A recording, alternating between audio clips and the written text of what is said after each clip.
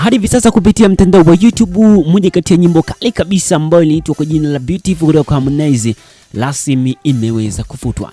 Sasa hii ni kutokana na figisu ambazo amekuwa akifanywa Harmonize. Kumbuka katika muziki kumekuwa na vitu vingi sana ambavyo vimekuwa vikienea nyuma ya pazia, lakini sisi tumekuwa tukikujuza, lakini pia kufahamisha ni kipi hasa ambacho kinatokea. Sasa hapa nitakufahamisha chanzo cha nyimbo hiyo kufutwa, lakini figisu ambazo amekuwa akifanywa mwamba Harmonize. Kitu cha msingi ni kwamba hakikisha unabonyeza neno subscribe, kisha nikwambie tu kwamba hiyo ilikuwa ni moja kati ya ngoma ambayo ilikuwa ni track ya bonus kutoka katika ile album ambayo inaitwa 31, yani 31, ambayo rasmi itachiwa mnamo tarehe 4 Septemba.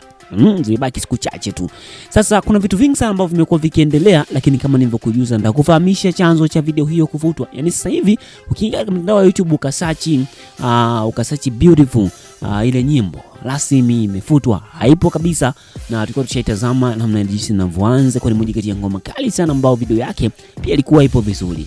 Sasa figisu nyingi zimekuwa zikiendelea. Sasa hapa kati nitakufahamisha ni nini chanzo, sababu kubwa. Bonyeza neno subscribe kisha tuweze kwanza niweze kukufahamisha. Sasa kwanza kabisa, moja kati ya changamoto kubwa sana ambao Harmonize amekuwa akipitia ni mara tu baada ya kuweza kutangaza kwamba anakwenda kuachia album ya 31.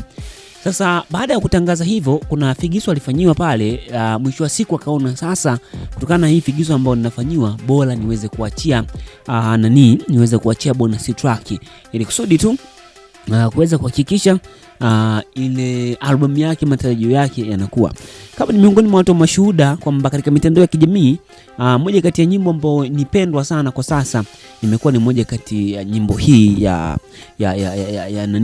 Beautiful, ambayo watu wengi sana wamekuwa wakitazama, na hii nyimbo imetengenezwa na Mwamba Istukiz ambaye ndiye mhusika mkuu, ambaye kama unavyojua ndiye mwenye copyright zote na nini. Sasa kama unavyojua Istukiz ni miongoni mwa watu ambao wapo na Zombie Diamond Platinum amekuwa akifanya naye kazi, lakini kwa sasa tumeweza kuona kwamba ameweza kufanya kazi na Harmonize, kitu ambacho kinaashiria wazi kuna jambo jipya ambalo lipo nyuma hapa pazia.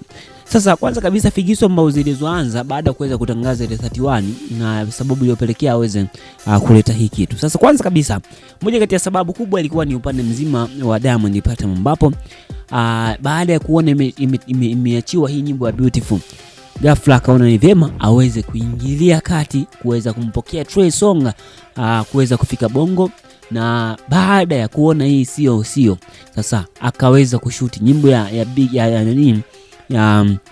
nyimbo ile ya Big ile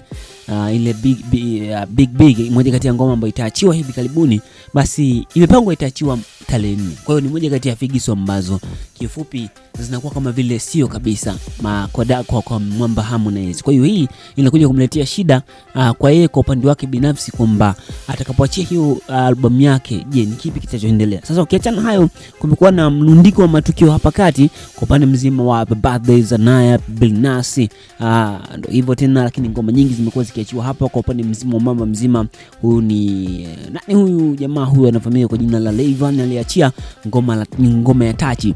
Sasa hizi zote ni figisu ambazo zimekuwa zikitokea. Sasa kuna changamoto sana kwa mzima wa chanzo cha nyimbo kufutwa. Kwanza kabisa, kuna changamoto kubwa sana ya upande mzima wa copyright. Mambo ya copyright ndio changamoto kubwa sana ambayo yametokea humu ndani, ambapo kwa upande mzima wa hilo swala basi bado linafanywa kazi, japo ni kazi nzito sana, kwa sababu huko nyuma pazia kuna figisu nyingi ambazo zipo. Kumbuka aliyetengeneza ile ngoma ni Istukiz, lakini mwisho wa siku tunajua kabisa Istukiz ni upande wa pili kule kwa upande mzima wa Diamond Platinum. Sasa hii inakuja inaleta shida kidogo hasa kwenye kudili na mambo haya. Sasa ni kusibonyeza neno subscribe kisha nitakuwa nikikufahamisha kile kinachoendelea.